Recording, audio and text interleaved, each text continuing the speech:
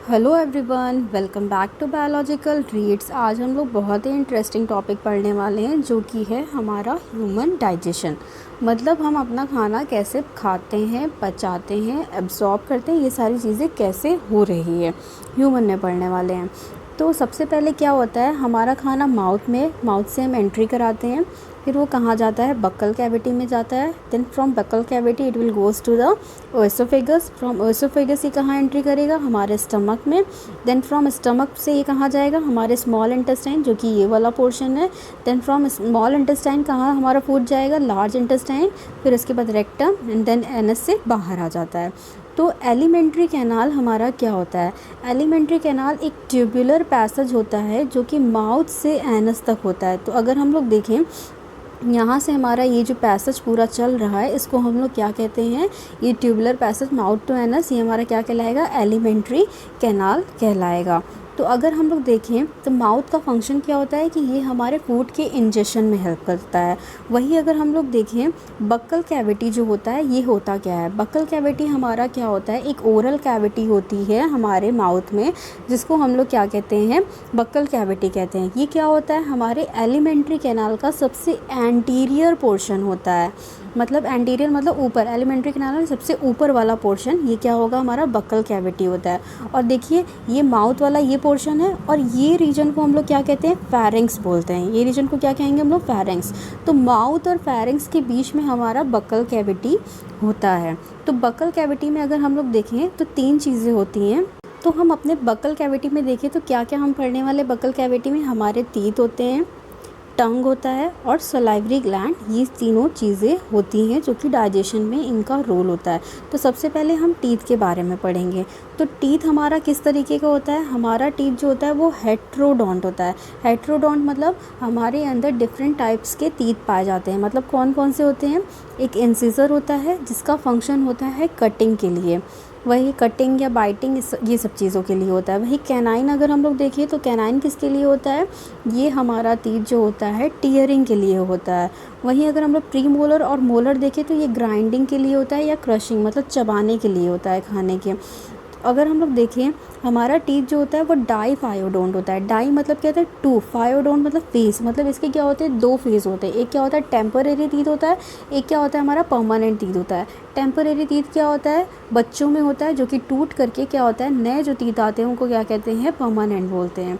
जो बच्चों में टीथ होते हैं वो कितने नंबर होते हैं, 20 इन नंबर होते हैं।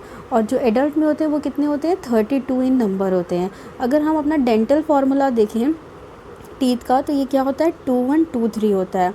हमारे टीथ में ये जो क्राउन पोर्शन होता है, इस पोर्शन को हम लोग क्या कहेंगे, क्राउन। इसको हम लोग क्या कहते हैं, CROWN,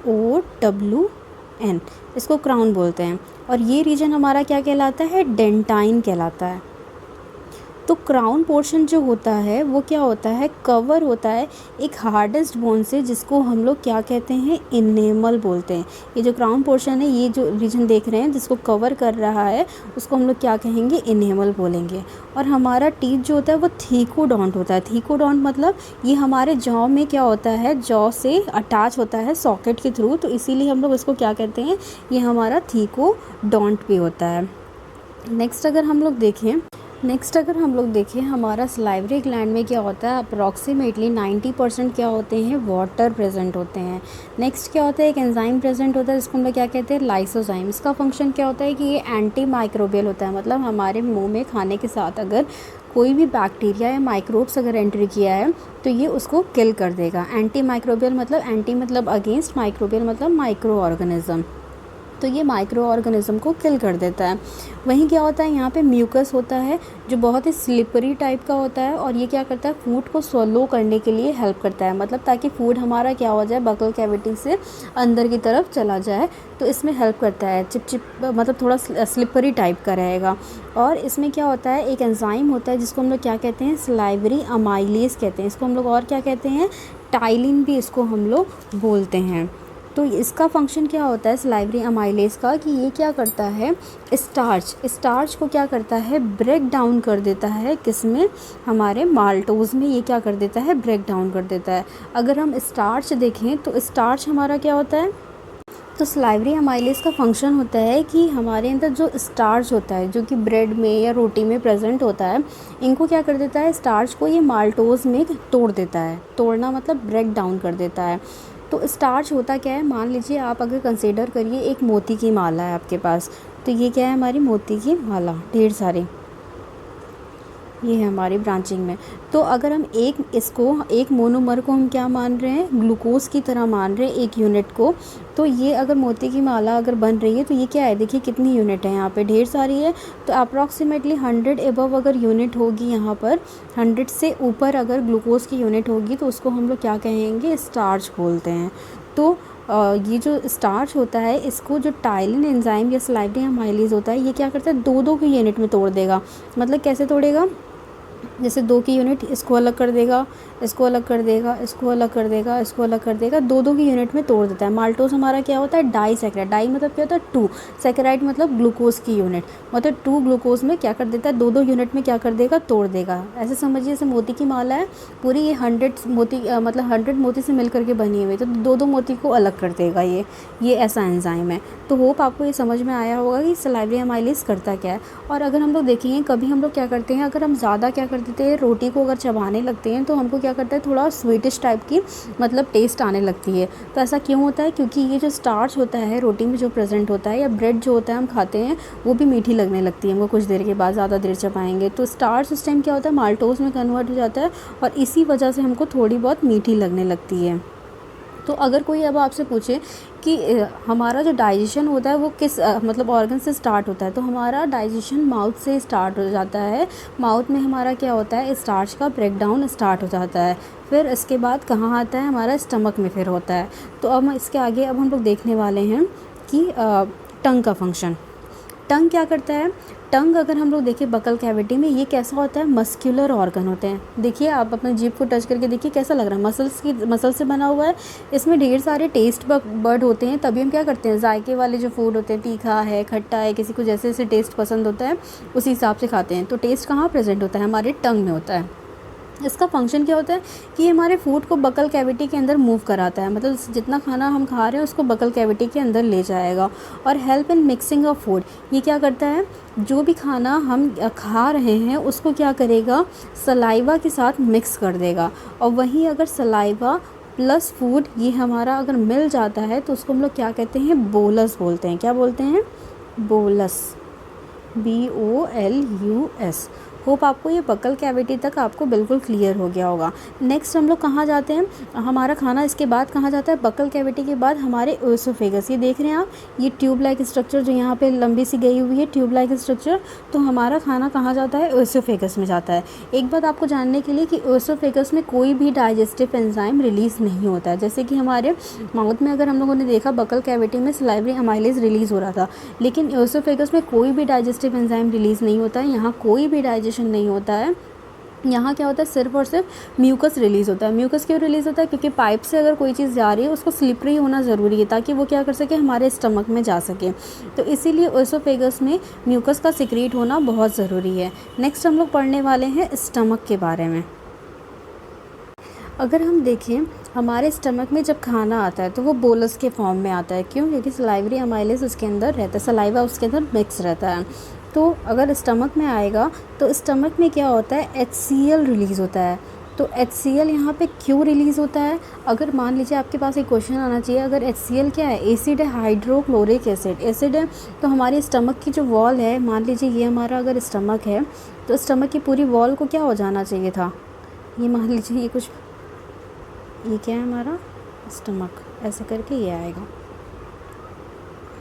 तो मान लीजिए कि हमारे स्टमक है, तो स्टमक की ये जो वॉल है, इस वॉल को एसिड की वजह से क्या हो जाना चाहिए, कोरोड हो जाना चाहिए, लेकिन होती नहीं है। तो इसका पीछे रीज़न क्या है कि क्यों नहीं कोरोड होती है, क्योंकि क्या होता है, म्यूकस क्या करता है, हमारी स्टमक की वॉल को क्या कर लेता है, इस एसिड से बचा लेता है, प्रोटेक्ट कर लेता है। तो म्यूकस का फंक्शन ही यहाँ पर होता है कि ये स्टमक की वॉल को प्रोटेक्शन प्रोवाइड करता है। HCl का काम क्या होता है कि हमारे फूड को सॉफ्ट करता है और एसिड प्रोवाइड कराता है। एसिड प्रोवाइड कराने का एक मेन फंक्शन है कि अगर हम एसिड यहाँ पे प्रेजेंट होगा तभी क्या होगा, पेप्सिन जो एंजाइम होता है वो एक्टिव होता है। मतलब इस पेप्सिन एंजाइम को एक्टिव होने के लिए हमको एसिडिक एनवायरनमेंट देना ज़रूरी है, तभी ये पेप्सिन एक्टिव होगा। तो ये पेप्सिन जो होता है वो करता क्या है, पेप्सिन क्या करता है, प्रोटीन का ब्रेक डाउन करता है। इसीलिए हमको पेप्सिन को एक्टिव कराने के लिए HCl चाहिए और इसीलिए HCl हमारे स्टमक में प्रेजेंट होता है। तो अगर हम स्टमक का हमारा pH देखेंगे तो ये अप्रॉक्सीमेटली 1 या 2 pH हमारा क्या होता है, इसका pH होता है स्टमक का। और यहाँ पे अगर हम लोग देखें, रेनिन, पेप्सिन और लाइपेज, ये तीनों के तीनों क्या कहलाते हैं, गैस्ट्रिक जूस कहलाते हैं। तो रेनिन अगर हम लोग देखें तो ये मेजरली इन्फेंट में होता है और ये क्या करता है, मिल्क को कर्डल करता है। और जो सॉल्युबल मिल्क में जो प्रोटीन प्रेजेंट होते हैं जिसका नाम क्या होता है, केजीन, क्या होता है, केजीन। तो ये क्या करता है, प्रोटीन में जो केजीन प्रोटीन होती है जो सॉल्युबल फॉर्म में होती है उसको इनसॉल्युबल कर देता है। तो रेनिन क्या होता है, मेजरली इन्फेंट में प्रेजेंट होता है और जैसे जैसे हम बड़े होते जाते हैं तो रेनिन की जगह पेप्सिन हमारा फंक्शनल हो जाता है, क्योंकि बच्चों में इस टाइम पेप्सिन एक्टिव नहीं होता है तो उनको प्रोटीन डाइजेशन करने के लिए रेनिन की ज़रूरत पड़ती है। और वहीं जब अगर हम लोग देखें किसी एडल्ट पर्सन में तो उनमें रेनिन एब्सेंट होता है और वहाँ पे कौन आ जाता है, पेप्सिन आ जाता है, जो कि प्रोटीन का ब्रेक डाउन करता है। और इस प्रोटीन पेप्सिन को एक्टिव होने के लिए हमको पता है HCl की ज़रूरत है। लाइपेज जो होता है इसका फंक्शन क्या होता है, लाइपेज जो होता है फ़ैट का ब्रेक डाउन होता है। अब आप लोग पूछोगे कि फ़ैट का ब्रेक डाउन स्टमक में होता है, तो थोड़ा बहुत यहाँ पर होता है फ़ैट का डाइजेशन, लेकिन मेजरली कहाँ पर होता है, स्मॉल इंटेस्टाइन में फ़ैट का डाइजेशन होता है। स्टमक में मेजरली प्रोटीन का डाइजेशन होता है। तो आप लोगों ने स्टमक के बारे में देखा तो मैं आपको कुछ रिएक्शन दिखा देती हूँ। अगर हम लोग देखें, पेप्सिनोजेन क्या होता है, हमारा इनएक्टिव फॉर्म होता है पेप्सिन का, जो ये स्टमक में प्रेजेंट होता है। जैसे ही इसको HCl मिलता है तो ये क्या हो जाता है, पेप्सिन एक्टिव में कन्वर्ट हो जाता है। और ये पेप्सिन का फंक्शन होता है कि ये क्या करता है, प्रोटीन को पेप्टोन और पेप्टाइड में तोड़ देता है। मतलब प्रोटीन को क्या करता है, छोटे छोटे टुकड़ों में तोड़ देता है।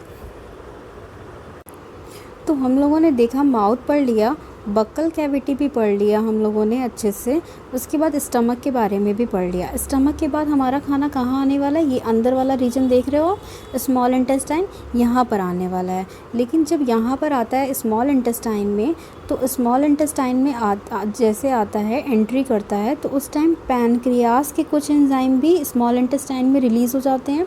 और यहाँ पे लिवर पे और यहाँ गॉल ब्लैडर आपको दिख रहा है, यहाँ छोटू सा स्ट्रक्चर जो है, अगर नहीं दिख रहा है तो मैं आपको जूम करके दिखाती हूँ। देखिए मैंने डायग्राम में ये बनाया हुआ है, ये जो स्ट्रक्चर है हमारा क्या है, ये वाला जो स्ट्रक्चर है इसको हम लोग क्या कहते हैं, गॉल ब्लैडर। ये इतना स्ट्रक्चर आप लोग देख रहे हो ना, ये छोटू सा जो है, इसको हम लोग क्या कहते हैं, गॉल ब्लैडर। और ये क्या होता है, एक ट्यूब के थ्रू क्या होता है, अटैच होता है, जिसको हम लोग क्या कहते हैं, बाइल डक्ट। और इसी बाइल डक्ट के थ्रू ये क्या करता है, अपना सिक्रीशन पोर कर देता है स्मॉल इंटेस्टाइन में। तो आप लोगों को समझ में आ गया होगा। तो स्मॉल इंटेस्टाइन में किसके किसके सिक्रीशन आते हैं, पहला कि पैनक्रियास के आते हैं, दूसरा किसका आता है, बाइल डक्ट से बाइल का भी, बाइल जूस भी क्या होता है, स्मॉल इंटेस्टाइन में एंट्री कर जाता है। यानी ये भी सिक्रीशन यहाँ आएगा स्मॉल इंटेस्टाइन में और पैनक्रियाटिक जूस भी आएगा। तो हमें अब इन दोनों के बारे में पढ़ना है। तो अगर हम लोग देखें बाइल जूस कहाँ पे सिंथेसाइज होता है, तो ये हमारे लीवर में क्या होता है, सिंथेसाइज होता है बाइल जूस। वहीं अगर हम लोग देखें बाइल जूस सिंथेसाइज होकर के कहाँ स्टोर होता है, हमारे गॉल ब्लैडर में जा कर के स्टोर हो जाता है। तो मैंने आपको यहाँ पे दिखाया हुआ था, ये डायग्राम आप देखिए। तो ये क्या है, हमारा लीवर है, लीवर का पोजीशन देख रहे हैं, और गॉल ब्लैडर। तो सिंथेसाइज कहाँ हो रहा है, लीवर में, स्टोर कहाँ हो रहा है, गॉल ब्लैडर में हो रहा है। इस बात को ध्यान दीजिएगा कि सिंथेसाइज लीवर कर रहा है लेकिन स्टोर कहाँ हो रहा है, गॉल ब्लैडर। और जब भी सिक्रेशन हो रहा है तो गॉल ब्लैडर से क्या हो रहा है, बाइल डक्ट के थ्रू स्मॉल इंटेस्टाइन में रिलीज़ हो जा रहा है। इसका फंक्शन क्या हो रहा है, हमारा जो फूड स्टमक में आया है तो वो कैसा है, एसिडिक है। मैंने एक चीज़ आप लोगों को नहीं बताई कि हमारा जो फूड अगर क्या होता है, फूड प्लस HCl, मतलब फूड अलॉन्ग विथ HCl अगर रहेगा स्टमक में, जब फूड रहता है और HCl के साथ रहता है, उसको हम लोग क्या कहते हैं, अब काइम। मतलब जब तक हमारे बकल कैविटी यानी मुंह में अगर या माउथ में अगर हमारा खाना था तो वहाँ पे क्या था, सलाइवा से मिक्स था, तो उसको हम लोग बोलस कह रहे थे। जैसे ही वो स्टमक में आया, अब हम उस फूड को हम क्या बोलेंगे, उसको काइम बोलेंगे। क्यों? क्योंकि वहाँ पर अब HCl के साथ हमारा फूड हो गया है। तो अब हम यहाँ क्या बोलेंगे कि बाइल जूस में अगर हमारा क्या, बाइल जूस जो है ये क्या करता है, जो भी काइम हमारा स्टमक से आ रहा है वो क्या होता है, एसिड होता है, एसिड फॉर्म में होता है, एसिड pH होता है। तो इसीलिए ये क्या करेगा, उस एसिडिटी को न्यूट्रलाइज करता है। बाइल जूस का ये काम होता है। दूसरा फंक्शन क्या होता है इसका, मोस्ट इम्पॉर्टेंट फंक्शन है कि ये क्या करता है, इमल्सिफिकेशन करता है। क्या करता है, इमल्सिफिकेशन करता है। इमल्सिफिकेशन का मतलब क्या होता है, ये फैट को छोटे छोटे टुकड़ों में तोड़ता है, जिसको ग्लोब्यूल्स बोलते हैं। इसी को हम लोग क्या कहते हैं, इमल्सिफिकेशन बोलते हैं। होप आपको बाइल जूस का फंक्शन समझ में आ गया होगा। नेक्स्ट हम लोग पढ़ने वाले हैं पैनक्रियाटिक जूस के बारे में। तो अगर हम लोग देखें, ये जो हमारा पैनक्रियाटिक जूस है, ये जो पैनक्रियास रिलीज़ करता है इसको स्मॉल इंटेस्टाइन में, तो इसमें कौन कौन से एंजाइम होते हैं, ट्रिप्सिन, अमाइलेज और लाइपेज होता है। ट्रिप्सिन क्या करता है, ये एक प्रोटियोलाइटिक एंजाइम होता है। प्रोटियोलाइटिक मतलब जो प्रोटीन को तोड़ सके। तो ये भी क्या होता है, इनएक्टिव फॉर्म में रहता है, ट्रिप्सिनोजन के फॉर्म में रहता है। ये जब एक्टिव होता है तो ये क्या करता है, प्रोटीन हो चाहे प्रोटीओज हो या पेप्टोन, जो भी चीज़ें हमारे स्टमक से आ रही है प्रोटीन फॉर्म में, उसको क्या कर देता है, पेप्टाइड के फॉर्म में तोड़ देता है, ब्रेक डाउन कर देता है। वहीं अगर अमाइलेज देखें तो ये क्या करता है, स्टार्च हो या ग्लाइकोजन हो या कार्बोहाइड्रेट हो, इसको क्या कर देता है, माल्टोस या सिंपल शुगर में यानी ग्लूकोज में तोड़ देता है, माल्टोस और ग्लूकोज में। लाइपेज हम लोग देखें तो ये क्या करता है, फैट को किस में तोड़ देता है, फैटी एसिड और ग्लिसरॉल में तोड़ देता है। होप आपको ये बहुत ही अच्छे से समझ में आया होगा। अगर हम लोग देखें एब्जॉर्प्शन, मतलब हम लोगों ने क्या किया, कार्बोहाइड्रेट को भी ब्रेक डाउन कर लिया, फ़ैट को भी कर लिया, प्रोटीन को भी तोड़ दिया। तो कार्बोहाइड्रेट अल्टीमेटली ग्लूकोज में टूट गया और प्रोटीन हमारा अमाइनो एसिड में, वहीं फ़ैट हमारा फैटी एसिड और ग्लिसरॉल में। तो बाकी अब जो चीज़ें हमको मिली है, अब उनको हम एब्जॉर्ब कैसे करेंगे। तो स्मॉल इंटेस्टाइन में क्या होता है, हमारा विलाई होता है। क्या होता है, विलाई होता है। इसका काम क्या होता है कि ये अब्जॉर्ब करता है। इसके स्ट्रक्चर में अगर आप लोग देखें, ये क्या होता है, फिंगर लाइक प्रोजेक्शन होते हैं, जिनको हम लोग क्या कहते हैं, विलाई बोलते हैं। तो ये फिंगर लाइक प्रोजेक्शन, ये ऐसा क्यों स्ट्रक्चर होता है, ऐसा इसलिए होता है ताकि इसका सरफेस एरिया मैक्सिमम हो, और अगर मैक्सिमम होगा तो it will absorb more and more, जो भी ग्लूकोज होंगे या अमाइनो एसिड होंगे, इन सबको क्या करेगा, ज़्यादा से ज़्यादा एब्जॉर्ब करेगा। तो हमारे विलाई में क्या होता है, यहाँ पे कुछ लिम्फ वेसल्स होते हैं या फिर लैक्टियल होते हैं, जिनमें ढेर सारी ब्लड कैपिलरीज होती हैं, जो कि क्या करती हैं, एब्जॉर्प्शन करती हैं जो भी डाइजेस्टेड फूड होंगे। तो एब्जॉर्ब्ड जो फैट होगा उसको कौन ले लेगा, लैक्टियल ले लेगा। हेपेटिक पोर्टल वेन एक होता है जो लिवर से होता है, लिवर से पास से ये क्या होता है, एक वेन होती है हेपेटिक पोर्टल वेन, उसको हम लोग क्या कहते हैं, यहाँ से क्या होता है, यहाँ से भी फूड क्या हो जाता है, अब्जॉर्ब्ड हो जाता है लिवर से। और वहीं ग्लूकोज जो होता है, अगर कुछ बचे कुचे अगर ग्लूकोज हैं, मतलब कुछ यूज़ हो गए एनर्जी में, और जो बचे कुचे ग्लूकोज है वो क्या हो जाएंगे, अब लीवर के पास चले जाएंगे और स्टोर हो जाएंगे ग्लाइकोजन के फॉर्म में। अमाइनो एसिड जो होंगे वो एब्जॉर्ब्ड हो जाएंगे बाय इंडिविजुअल सेल के थ्रू, और ये एसिमिलेट करने के लिए चले जाएंगे। और एक्सेस अमाइनो एसिड जो होंगे वो डीएमिनेट हो जाते हैं लिवर में, फैट स्टोर हो जाता है एडिपोज टिश्यू में। तो हम लोगों ने कुछ चीज़ों को ध्यान से सुना, आप इन बातों को ध्यान से सुन लीजिए और कहीं नोट कर लीजिए। मैं फिर से रिपीट कर रही हूँ कि एब्जॉर्ब फैट जो होंगे वो लैक्टियल के पास जा कर के लैक्टियल इसको ले लेगा। हेपेटिक पोर्टल वेन के थ्रू क्या होगा, हमारा लिवर क्या करेगा, सारे फूड को एब्जॉर्ब कर लेगा। एक्स्ट्रा ग्लूकोज लिवर में जा कर के स्टोर हो जाएंगे in form of glycogen. Amino acid जो होगा इंडिविजुअल सेल इसको ले लेगा, ग्लूकोज को भी हम लोग क्या कर लेंगे, एब्जॉर्ब कर लेंगे, ताकि वो क्या कर ले, एनर्जी प्रोवाइड करे। और क्या होगा, फैट जो होगा वो जा कर के स्टोर हो जाएगा एडिपोज टिश्यू में। अब क्या होगा, हमारा स्मॉल इंटेस्टाइन में सारा खाना डाइजेस्ट भी हो गया, एब्जॉर्ब भी हो गया। अब इस स्मॉल इंटेस्टाइन के पास से अब खाना हमारा कहाँ जाता है, लार्ज इंटेस्टाइन में। तो बचे कुछ जो अनडाइजेस्टेड फूड जो होते हैं वो कहाँ चले जाते हैं, लार्ज इंटेस्टाइन में चले जाते हैं।